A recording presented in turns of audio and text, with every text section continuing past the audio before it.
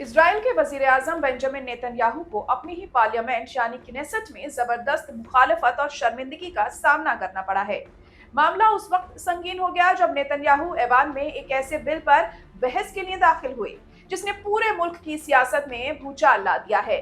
ये बिल कट्टरपंथी यहूदियों यानी अल्ट्रा ऑर्थोडॉक्स तबके के उन नौजवानों की गिरफ्तारी पर रोक लगाने के लिए पेश किया गया था जो फौज में लाजमी खिदमत यानी मिलिट्री ड्राफ्ट से लगातार फरार चल रहे हैं।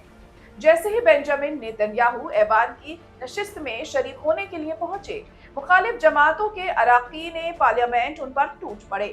पूरे ऐवान में शर्म करो और यहाँ से चले जाओ के नारे गूंजने लगे।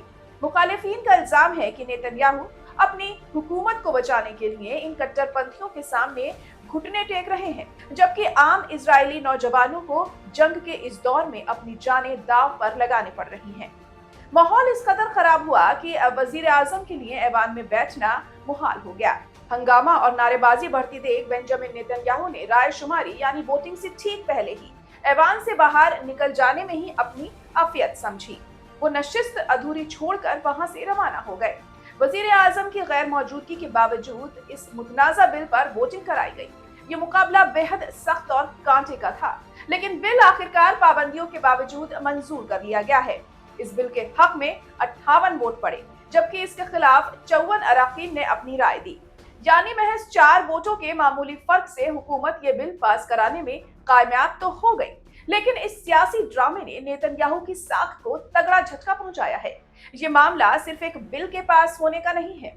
इस वक्त जब इजराइल चारों तरफ से जंग के साए में है, हुकूमत के इस फैसले ने मुल्क की अवाम और फौज के अंदर एक गहरी खलीज यानी दरार पैदा कर दी है।